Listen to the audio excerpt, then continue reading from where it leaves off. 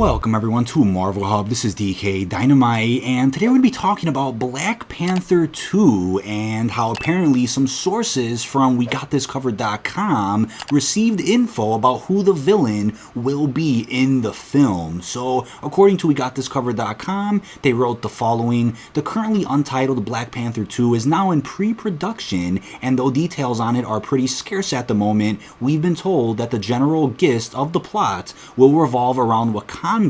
coming under attack from another ruler looking to take it under his/her control. And though Marvel was said to be deciding between a few characters from the comics for who that ruler should be, they've now made their decision apparently. According to our sources, the same ones who told us that the real Mandarin will appear in Shang-Chi and Taskmaster will be the villain in Black Widow, both of which were later confirmed by Marvel, the studio has chosen Namor to be the main antagonist of Black Panther 2. The specifics of his role are still a bit unclear, but like we said before, the sequel will see him trying to take control of Wakanda and become its ruler. As with any scoop of this kind, we imagine Marvel may deny it publicly, as they often do so, but as we mentioned above, our sources are usually pretty reliable, so we still fully are confident.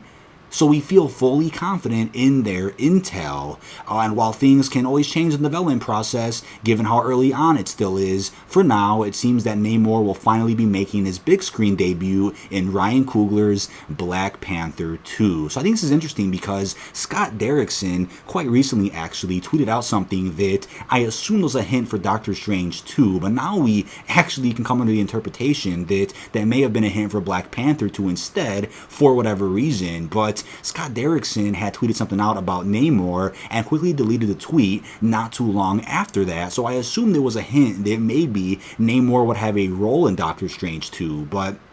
the cool thing about this is that that still could be valid. We may still see a cameo from Namor in Doctor Strange 2 during a post-credit scene or something, and then it will lead into Black Panther 2 somehow, since as we know, Black Panther 2 is going to be a Phase 5 film, while Doctor Strange, the Madness of the Multiverse, is actually a Phase 4 movie. So I'm not sure if they would want to save Namor's debut for Black Panther 2 entirely, or could they tease him in a possible cameo or post-credit scene of a Phase 4 film leading into Phase 5. We just don't know as of right now, but always keep that in mind. Scott Derrickson did hint towards Namor for whatever reason. We just don't know why that was, but I also heard rumors from different sources a couple of months ago that Namor would heavily be involved throughout the future of the MCU in either a Doctor Strange or Black Panther sequel, and obviously it's still early into development for pre-production on Black Panther 2, so as they said on the article here, anything could change from now and from when they start some official production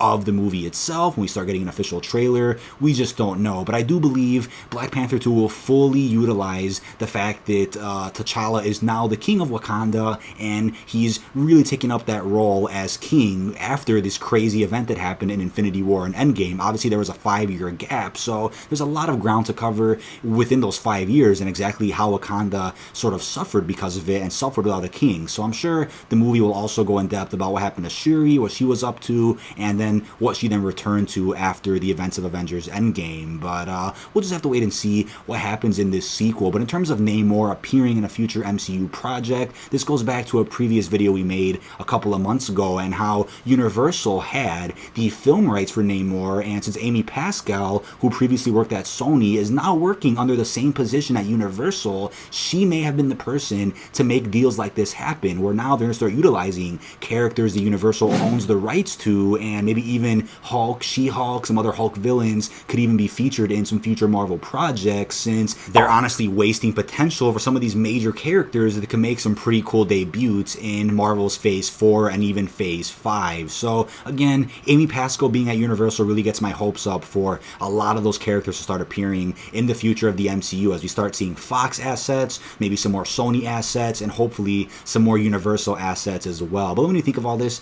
down below in the comments section. What's going to happen with Namor? Will he become a big threat for Black Panther? I know in the comics there is some tension between the two characters since they're both technically rulers of some sort, so we'll have to see how that tension really does affect the future of the MCU. I almost have to guess that maybe Namor and Black Panther will somehow team up towards the end of the movie against an even bigger threat who is posing even bigger issues, kind of similar to the little tension between T'Challa and M'Baku within the first Black Panther movie. Maybe they'll kind of put aside their differences and work together against a bigger threat or enemy. But be sure to like, comment, and subscribe, and turn notifications on to stay up to date with the latest and greatest Marvel news and information. And peace out, everyone.